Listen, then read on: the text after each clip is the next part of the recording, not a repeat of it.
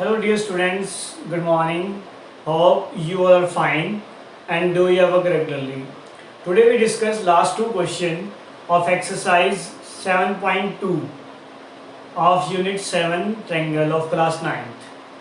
ठीक है, with the help of isosceles triangle हमने पिछले 6 क्वेश्चंस कर लिए, तो उसी वर्कशीट्स के जो लास्ट टू क्वेश्चंस हैं वो भी हम डिस्कस कर रहे हैं. तो let's start with question number 7. Question number 7 में डायग्राम नहीं है, तो फर्स्ट ऑफ ऑल एक डायग्राम बनाइए कि आपके पास एक ट्रायंगल है ABC और उसमें एंगल जो A है वो 90 डिग्री है. Angle A 90 degree, AC and AB are equal, ये भी गिवन है. क्लियर है. तो आपसे पूछा गया है कि जो एंगल C है एंगल B, उन दोनों एंगल्स की जो वैल्यू है वो कितनी होगी.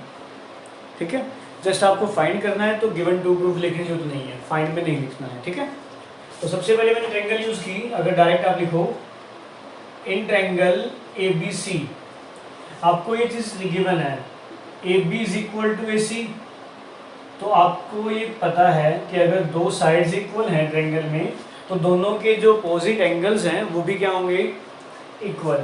तो AB के सामने एंगल C और AC के सामने angle B. Angles opposite to equal sides. ठीक है, अब आप यूज कर लीजिए angles and property. Also angle A, angle B और एंगल C इक्वल टू 180. जिसने आपको पता ही है कि ट्रायंगल्स के एंगल का सम है.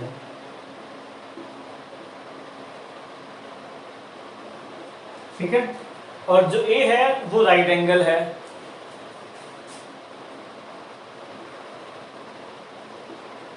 यूजिंग इक्वेशन 1, A तो हो गया 90 डिग्री, B और C इक्वल हैं, तो B की जगह C लिख लो या C की जगह B, choice is your.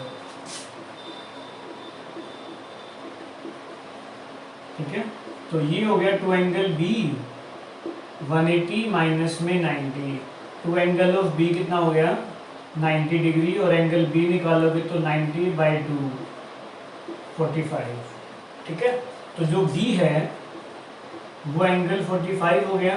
So angle C वो भी कितना होगा 45, बिकॉज बोथ आर इक्वल.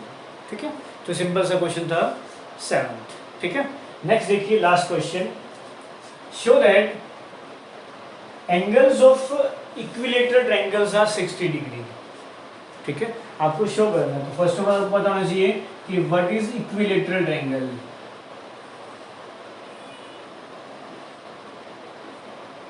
अब ट्रायंगल ABC है इक्विलेटरल, तो मीन्स उसका मीनिंग है कि जो तीनों साइड हैं वो आपकी इक्वल है.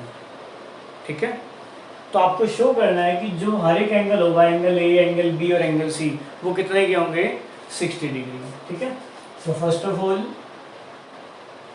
Given triangle ABC is equilateral triangle. Proof में शो क्या करना है कि एंगल A, एंगल B और एंगल C तीनों आपके 60 डिग्री के होंगे. ठीक है,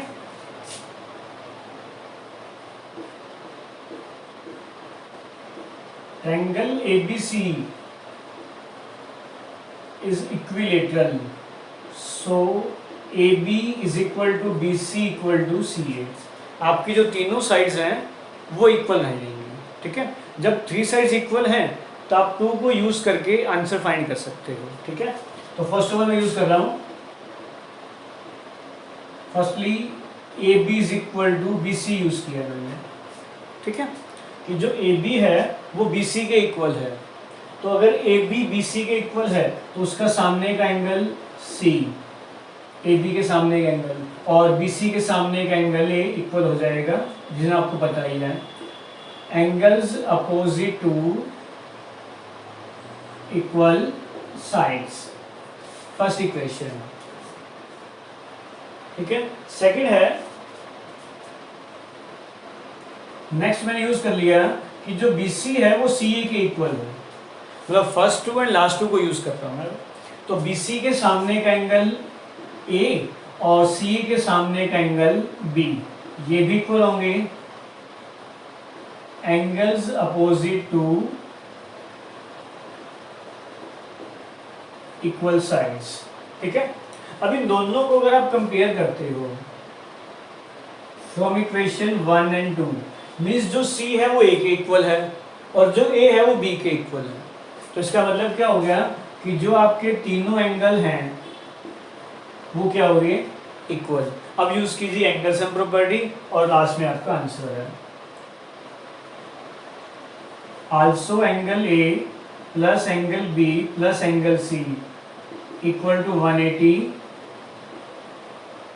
एंगल सम प्रॉपर्टी। अब तीनों ही एंगल इक्वल हैं तो आप कुछ भी लिख सकते हो, ए की जगह बी, जैसे मैंने बी की जगह ए लिख लिया, सी की जगह भी ए लिख लिया। तो ये हो गया triple of angle A is equal to 180 angle A, 180/3 करोगे तो कितना हो गया 60। तो आपके पास जो एंगल ए है वो 60 हो गया, एंगल बी है वो भी 60 हो गया और एंगल सी है वो भी 60 हो गया। तो यही आपको प्रूफ करना था कि जो इक्विलेटरल एंगल है, मीन्स अगर 3 साइड्स इक्वल हैं तो उस ट्रायंगल में जो भी एंगल आप काउंट कर रहे हो वो कितने डिग्री का होगा, 60 डिग्री का। ठीक है, तो ये थे आपके लास्ट के 2 क्वेश्चंस और होमवर्क यही रहेगा कि जो वर्कशीट 7.2 है वो आप कंप्लीट कीजिए। ठीक है, thanks for watching my video and have a nice day.